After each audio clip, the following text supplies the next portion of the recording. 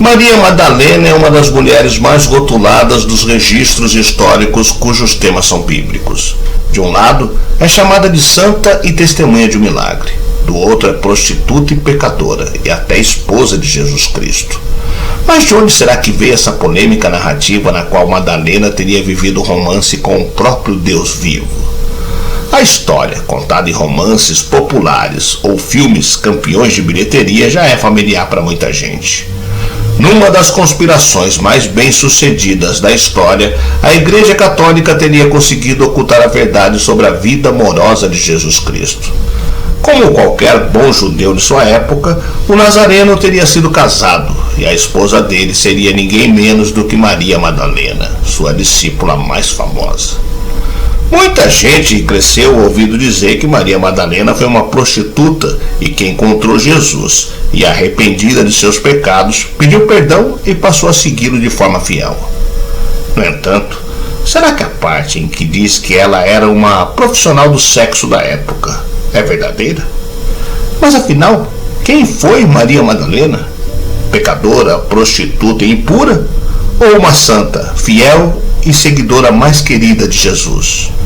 A vida e história de Maria Madalena continuam um mistério que até hoje instiga os historiadores.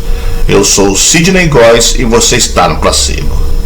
Vem comigo, que no caminho eu te explico.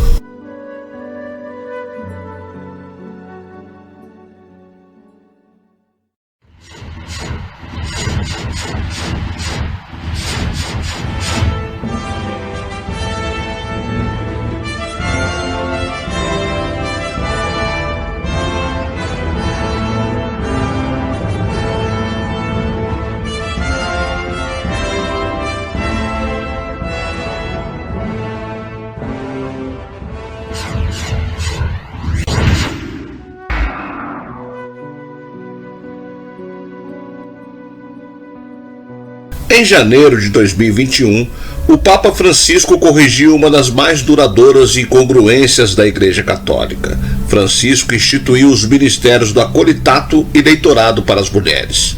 Foram milhares de anos de incompatibilidade do relato dos evangelhos com a prática litúrgica da Igreja Católica, pois o anúncio da Boa Nova, a primeira proclamação da ressurreição, saiu da boca de uma mulher, Maria de Magdala, ou simplesmente Maria Madalena.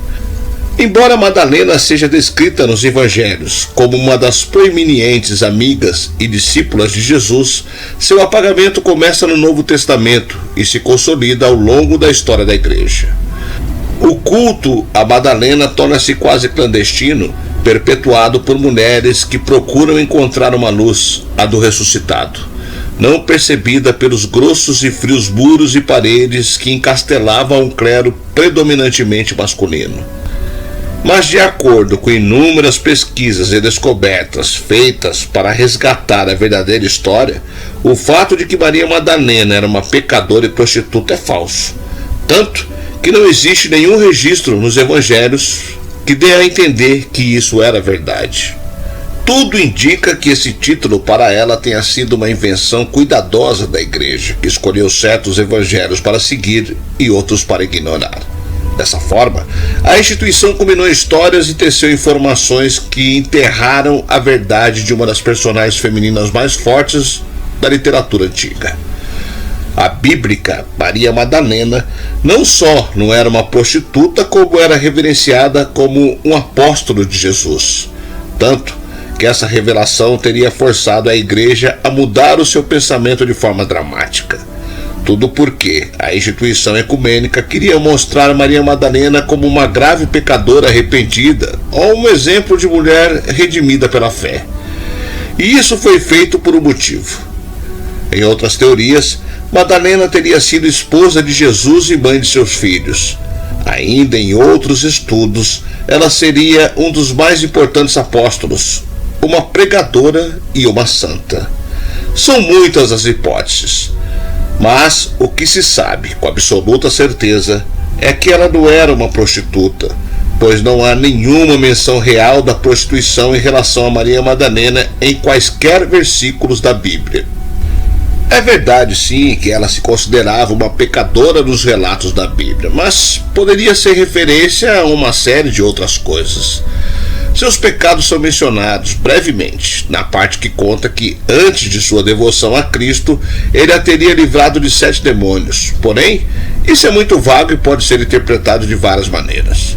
Ela pode também ter recebido essa má reputação por ser confundida com várias outras mulheres que são apresentadas ao longo dos evangelhos, incluindo uma mulher com os cabelos soltos, algo muito erótico para a época, que ungiu Cristo com óleo. Existe outra teoria muito famosa, principalmente depois do lançamento do livro de Dan Brown, O Código da Vinci, que diz que o apóstolo que está ao lado direito de Jesus na Santa Ceia, retratada pelo artista, não seria João, e sim Maria Madalena. E como Jesus não estava segurando uma taça, o cálice sagrado seria, na verdade, a própria Maria Madalena, que estaria levando o sangue sagrado de Jesus, ou seja, um filho dele. Há poucas referências concretas às suas ações nos evangelhos que foram aceitos pela igreja, incluindo sua recusa em abandonar a Cristo quando ele estava sendo crucificado e a descoberta da sua ressurreição. Contando ainda com inúmeros personagens de nome Maria e muitas mulheres não identificadas, não é surpreendente que a sua interpretação tornou-se um emaranhado que se tornou. E tudo ainda foi mais bagunçado pelo Papa Gregório, que declarou que Maria Madalena era a mesma mulher que todas as outras chamadas Marias das Escrituras Sagradas, exceto a mãe de Jesus. Mas, revendo todas as evidências sobre Madalena, por que a igreja quis fazer dela uma prostituta e extrema pecadora aos olhos dos fiéis? Segundo os estudiosos, isso aconteceu porque a igreja queria utilizar as poucas e confusas sugestões, interpretando da forma dela, da Bíblia sobre Maria Madalena para manter as mulheres fora do clero. Os evangelhos que continham mais escrituras sagradas sobre ela foram considerados apócrifos, ou seja, eles não estavam de acordo com os cânones do cristianismo nascente. Era mais conveniente para a igreja excluí-los. Os evangelhos, conforme conhecemos hoje, não foram estabelecidos como canône até o IV século, numa época em que a igreja mais definitivamente queria deixar claro que os seus escalões superiores seriam formados apenas por homens. Um texto que teria sido encontrado no século IX, no Egito, narra episódios da vida de Jesus contado por uma mulher de nome Maria de Magdala e foi traduzido como o Evangelho de Maria Madalena, tornando-se parte dos evangelhos fundadores do cristianismo. De acordo com esse evangelho, ela não só foi um dos apóstolos, mas o único que não perdeu a fé em Cristo depois de sua morte. Ela aconselhava os outros, dizendo que ele ainda se comunicava com ela através de visões e optando por aparecer para ela, em vez dos outros, por sua devota fé.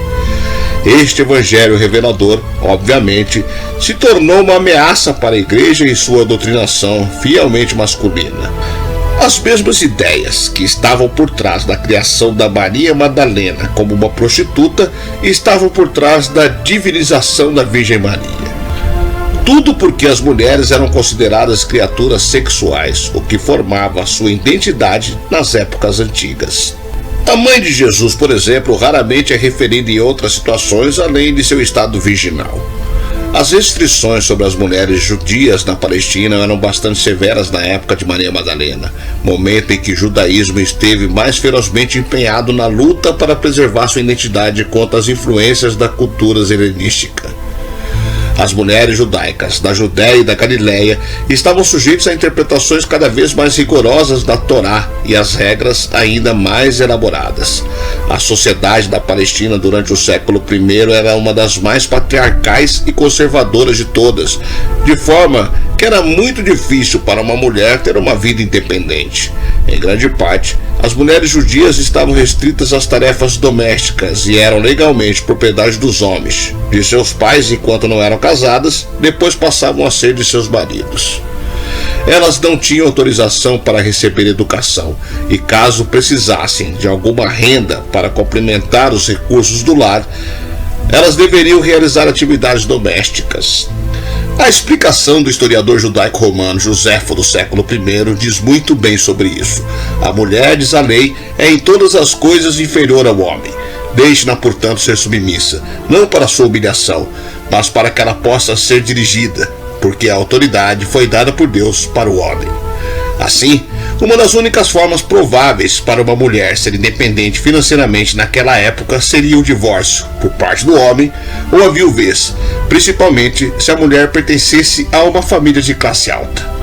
Visto isso, para que Maria Madalena e essas outras mulheres participassem desse movimento, elas eram independentes financeira e socialmente. E segundo historiadores, foram elas quem sustentaram a viagem de Jesus e dos seus discípulos com os próprios recursos financeiros. Eram elas que providenciavam a alimentação do grupo, as roupas e tudo o que fosse necessário para a manutenção das viagens. Para isso ser possível, muitos historiadores acreditam que Maria Madalena adivinha de uma família abastada. Foi em uma festa de casamento em Caná, na Galiléia, em que Jesus realizou o seu primeiro milagre, transformou água em vinho. Não é mencionado nas escrituras quem é o casal que estava realizando a comunhão, mas alguns comentaristas bíblicos, historiadores e teólogos São João Jerônimo, do século IX, acreditam que o casamento é de Maria Madalena e João Evangelista, o autor do quarto evangelho. Segundo é mencionado nas escrituras, João Evangelista é conhecido por ter abandonado sua noiva para unir-se a Jesus e anunciar o reino de Deus, tornando-se um dos 12 discípulos do Messias. Mas há também indícios do Evangelho de João de que o casamento era do próprio Jesus com Maria Madalena. Não seria incomum imaginar que Jesus fosse casado, até porque era difícil o homem da idade dele não ter uma companheira naquela época. Jesus era descontraído em relação a rituais e dietas. Gostava de comida, bebida e boa conversa. Era espirituoso e afiado. Sentia-se à vontade com as mulheres e se autodepreciava, mas tinha uma intensidade e uma aura que o fazia muito atraente. Fossem Jesus e Maria Madalena casados, isso explicaria a intimidade entre eles, sua companhia constante, sua presença na crucificação e, sobretudo, a sua visita à tumba no terceiro dia levando especiarias para ungir o seu corpo nu, uma tarefa assumida por uma esposa. Um dos episódios mais emblemáticos e que indica uma relação próxima entre Maria Madalena e Jesus acontece após a crucificação. Após presenciar o ato, é Maria Madalena quem vai visitar a tumba passados 3 dias do episódio. Seu retorno ao túmulo de Jesus faz parte de uma antiga tradição judaica de se conferir se o morto estava realmente morto. Porém, além de fazê-lo, seu outro propósito da visita era ungir o corpo de Jesus. No terceiro dia, ela foi à tumba para ungir o corpo de um homem nu, algo que nenhuma mulher poderia fazer a não ser que fosse uma parente muito próxima. Jesus tinha uma mãe, ele tinha irmãs, tinha outros parentes, qualquer um dos quais poderia ter realizado esses deveres familiares. No entanto, foi Maria Madalena quem foi até a tumba no terceiro dia. Logo após ir de encontro à tumba de Jesus e não encontrar seu corpo, Maria Madalena se depara com um jardineiro que, na verdade, é Jesus reencarnado. Esse é o último momento em que ela aparece nas narrativas bíblicas e é a última vez em que se ouve falar de Maria Madalena. Ela não aparece mais na Bíblia, nas epístolas de Paulo e no livro dos Atos dos Apóstolos. Só se tem outros sinais do paradeiro e da vida de Maria Madalena em evangelhos posteriores. No ano de 591 d.C., o padre Gregório pronunciou na Basílica de São Clemente em Roma a identidade que Maria Madalena iria assumir na visão da igreja e que perduraria por muito tempo. A de uma prostituta, uma mulher pecadora, uma figura submissa e cheia de arrependimento. Ela seria o oposto da mãe de Jesus, Maria, virgem e pura. No entanto, para correntes gnósticas, Maria Madalena foi retratada como uma mulher visionária e herdeira da luz. Em alguns dos evangelhos gnósticos, ela assume um papel de líder diante dos outros apóstolos. Ela é a discípula que Jesus mais ama, a única que compreende a verdadeira natureza e ensinamentos do Mestre. Em particular para os gnósticos cátaros, Maria Madalena era uma figura pecadora, mas que é perdoada por Jesus e adorada por ele. Para o Vaticano, Maria Madalena foi retratada como pecadora até 1969, ano em que a Igreja Católica Romana deixou de reconhecê-la como uma mulher impura e decretou que ela seria venerada como um discípulo. No entanto, sem nenhum pedido de desculpas ou lhe garantir o devido destaque histórico que merecia. O fato é que a história de Maria Madalena foi e sempre será alvo de teorias, especulações e polêmicas. Mas e você? Em qual delas você acredita?